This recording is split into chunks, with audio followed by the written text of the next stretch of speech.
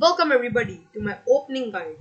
Well guys, in today's video I'm gonna show you the super secret way to defeat the Jobava London attack by the white. Let's start. So white starts with d4, d5, knight to c3, knight to f6, and now this critical move, bishop to c4. And guys, this is known as the Jobava London attack, a very solid weapon for white. And this weapon of white is made by some grandmasters named as Samuel, Jobava, Attack7, and Penders. So they are from the Jobava London, which is a very solid weapon. The main aim of white in this attack is to go knight b5 and try to fork the rook and the king. Well, that is not gonna happen. First of all, before continuing, let me tell you that this position can also be arrived by the move knight f6. Let's say you don't play d5 and you are a knight f6 player, then also this position can be arrived. After knight c3, d5 and bishop to c4, bishop to f4, we reach on the same position. Well, here there are many moves for black, but I like this thematic move, e6.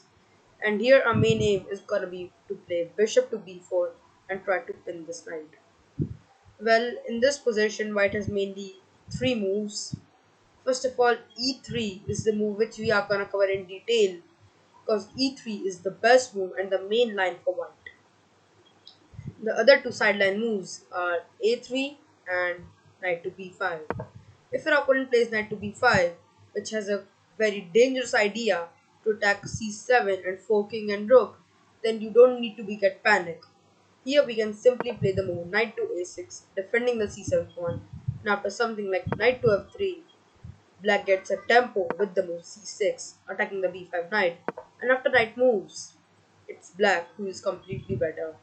Computer shows a total 0.60 advantage, which is a great advantage to black because we just got a tempo here, and we can continue with something like bishop to d6, or if you want, you can also fiend shadow the bishop and play.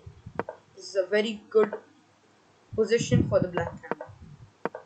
Going back, if your opponent tries the sneaky but effective move a3 to stop the black's aim, black's main plan, bishop b4, yes, it's a good idea by white, but it's a very slow play.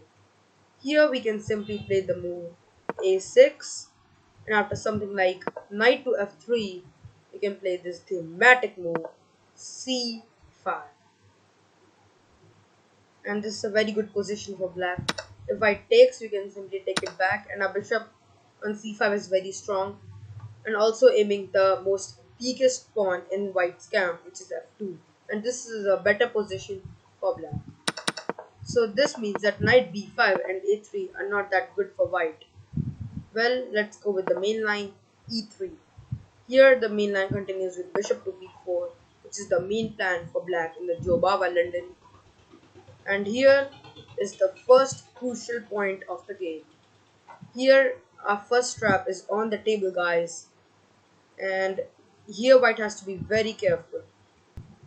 Well, in this position the correct move is bishop to d3, but I am sure most of your opponents are gonna play a3, which is a very natural move and has been played by a 2500 grandmaster and also some 2300 and 2400 international masters.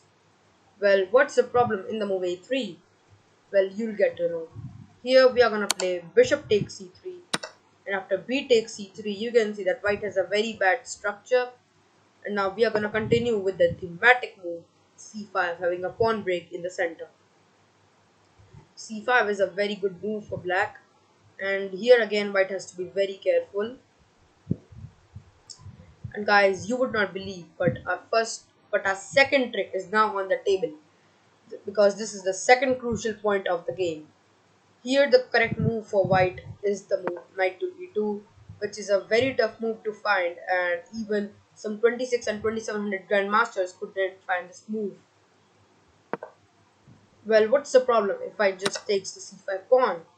Well, here is the problem. Here we are gonna play the thematic move queen to a5, attacking the c3 and c5 pawn. Now there's only one move for white which saves both of the pawn, which is queen to d4, defending both the pawns. Here we are gonna play knight to c6, attacking the queen. And now guys, you can see queen goes to d3 and is stop guarding the c5 pawn, so we can easily take the c5 pawn. But we are gonna attack. Here we are gonna play the move e5, attacking the bishop. After bishop to g3, now we are gonna play a very tricky move. Bishop to f5, sacrificing a full piece. Well, what's the plan? What's the plan of black? Well, the thing is that if you take the bishop, and after the simple move, queen takes c3, you are forking the king, the pawn, and the rook. And when king moves, let's say king to e2, you can just simply pick this rook, and here black is completely winning. That's why in this position you cannot take the bishop. And if you go to d1, then again you lose the c3 pawn. So there's only one move, queen to d2. Well, here we are gonna play the thematic move, knight to e4, attacking the queen. And now there is no way for white to defend the c3 pawn. Well, what if white just plays queen to d3? Well, that's a very bad move because here we are gonna just take the bishop on g3 and black is just a full piece up. First of all, you cannot take the bishop because it is defended by the knight. And if you go something like queen d2, then now we can just take this rook and black is just completely winning. If you take this pawn, then again we can just give this check. And here white is in a very bad position because after king d1, we can take this rook. And after king to d2, now we can take another rook. And here black is just up two rooks, and this is a disgusting position for white. Thus guys, in this position you have to play the only move, queen to d1. Well, here we are going to take the c3 pawn with the queen, and here if queen d2, after queen takes e2, it's mate. So there's only one move, king to e2. Well, but it's a very bad position for white because we have moved the king, and now we can just play this thematic move, d4. And if you take this, after the simple move knight takes d4, white is in a miserable position, and now actually white has to sacrifice the queen, and now we can just take it back, and we are also attacking the rook, threatening to play bishop g4, queen to d2, rook to d8, castle, and also we're just queen up. This is just completely losing for white. And thus guys, in this position, taking the c5 pawn is a very bad option for white. But what about the move bishop to d3? Well, in this position, we can play the move queen to a5, attacking the c3 pawn. And you would not believe, but there is no way to save the c3 pawn. Well, but white has some moves like queen d2, knight e2, and also the very fancy move king to d2 to save the c3 pawn. But each of them fails. Let's start with the worst one first. Well, the super fancy move king to d2 simply loses with the move c4. After bishop to e2, a knight jumps to e4 square, attacking the king and this weak f2 pawn. And if king to c1, then we can just take this pawn, and now we are forking the rook and the queen. And this is just a very bad and disgusting position for white. Going back, if white goes king to e1, then now we can just take the c3 pawn, and after something like king to f1, we can play this move knight to d2, king to e1, now knight to b3 check, king to f1, and now we can just pick this rook, and black is completely a full rook up and also a pawn up, and also we are threatening to take the a3 and c2 pawn. This is a very bad position for white. And thus guys, the super fancy move but the disgusting move king to d2 does not work. Well, what if white just simply plays the move knight to e2? Well, that's even a bigger mistake because after the simple move c4, this white bishop is trapped. The hopeless white squared bishop is trapped and black is going to be a full piece up. The more natural move in this position is queen to d2. Well, this move also fails with a simple tactical move c4. Let's say bishop goes to e2, and now we can simply play the move knight to e4, attacking the queen. And now there is no way to save the c3 pawn. After something like queen to d1, you can just take the c3 pawn, and again it's the same situation. And like this, black can be easily a full exchange up. So guys, that's the reason that here in this position, the move a3 is a big time blunder for white. Well, what about the move bishop to d3, which is the main line? Well, here we are gonna play against c5, a thematic break in the center. And guys, you would not believe, but c5 is a very tricky move, and it stops the movement of the g1 knight. The g1 knight cannot come on e2 and neither on f3. Well, why? Of course, if knight comes to e2, after the simple move c4, the knight squared bishop is trapped. But what about the move knight to f3? Well, then again, you can play this move c4, attacking the bishop. After bishop to e2, it is this move, knight to e4, and now there is no way you can see the c3 knight. If you play something like a3, which is a very bad move, then you can just take the knight. You cannot take the bishop because your queen is hanging. If something like queen to d2, then now we can just take the e2 bishop, and this is a very bad position for white. And black is completely winning, and white is just destroyed. Well, in this position, the best move for white is to castle, in this position we can just take, and after bishop takes c3, rook to c1, it's black who's completely better and is winning this game. We have some simple plans like queen to a5 to attack the a2 pawn. We can just castle, play knight c6, bishop to d7, and I think this is a very good position for black. Thus, guys, the move c5 stops the movement of the g knight. Well, then what's the plan? I mean, how can white stop this dangerous idea of black and neutralize the position? Well, in this position, there is only one move for white, which can neutralize the situation. Well, guys, before showing that move, let me tell you that white cannot play the move queen to e2 because again can play c4, trapping the bishop. Well, the neutralization move is the move d takes c5. Well, but this is a bit bad move, but is the best move. What? This is the best move because it neutralizes the position, and is a bad move because it gives away the center pawn. But there is nothing for white. It was forced to take the c5 pawn. Well, guys, in this position, black is better. But how can black retain the advantage? Well, here we are not gonna take the c5 pawn, but play the move knight b to d7, trying to take a knight on, trying to take the knight to c5 and have a very good position for a knight. Well, here in this position, white has to be very careful because this is the third time that it's a very crucial point. This is the third crucial point for white, and if white plays the wrong move, then he's gone. Well, guys, in this position, the only move for white is the move knight to e2. But what if white just simply plays knight f3? Well, in that situation, we are gonna take the c3 knight. After b takes c3, knight takes c5. You can see that we are attacking the d3 bishop. Here white castles, and now we are gonna play the move castle. Castle on the king side. And here, guys, in this position, you can see that white has this double isolated pawns, and this pawn is also isolated. It has no neighbor, and thus black is just completely winning because he has a very good pawn structure. But there is one thing which white can claim, that he has the bishop pair and thus he's better.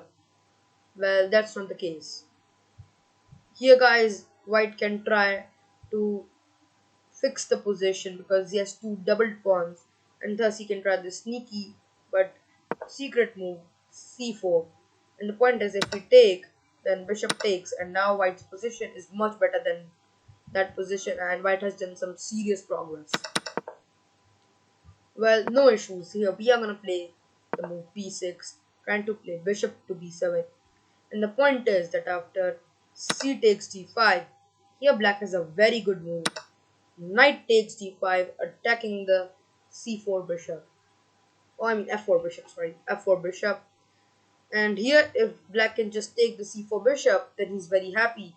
First of all, this bishop is on a very dangerous diagonal, and also white would not retain the bishop pair.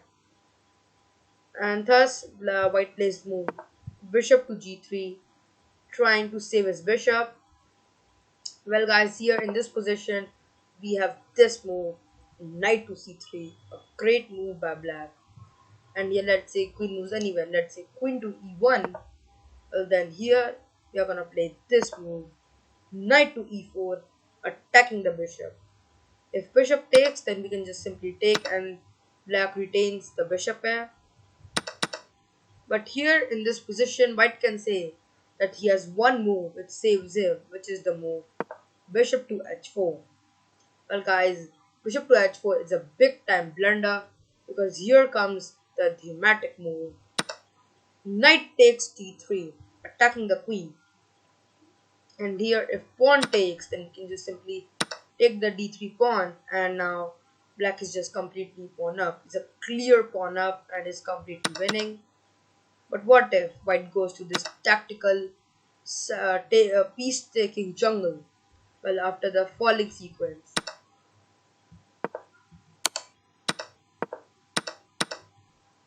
it is black who is just completely a piece up. After the and thus this is just completely winning. After the whole sequence, black just retains this bishop, and that's why black is just completely winning. Thus, guys, in this position, the crucial position, knight to c3 is a very bad move. Oh, sorry, knight f3, knight f3. But what if white just plays knight e2? Well, you would be thinking that here we are gonna take the c5 pawn, play b6, bishop b7, and castle. Well, no, guys, because here comes our fourth and the final trick of the game of the day, which is like in this position we are gonna play a very sneaky move, very little but sneaky move. Well, pause the video and find the super amazing and savage move which will kill white. Well, guys, let me give you a hint that that trap is about this light squared bishop. Can you find it? Well, that super sneaky move is the move a6.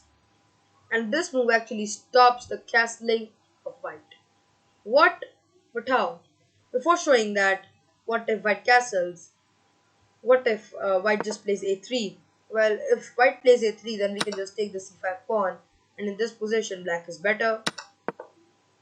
And if white plays the move bishop to g3, which is recommended by grandmasters and it is recommended in books, then we can just simply play knight h5 and retain the bishop. Well, now the question arises from few minutes that what if white just castles? Well, here comes the whole point. e5, attacking the bishop. After bishop to g3, it's this move e4, and now this bishop is trapped. I said you guys that this trap is about this bishop, and this bishop is trapped. We played the move a6 so that bishop cannot come to b5. And if bishop to b5, you can just take that bishop. Well, guys, that's all, and I hope you enjoyed this super amazing way to destroy and defeat the Jobava London attack by the thematic move bishop to b4. Well, guys, that's all for today in today's video. Feel free to like, share, and subscribe. I'll meet in the next video. Till then, be safe, be healthy, and keep watching Incredible Chess. Peace out.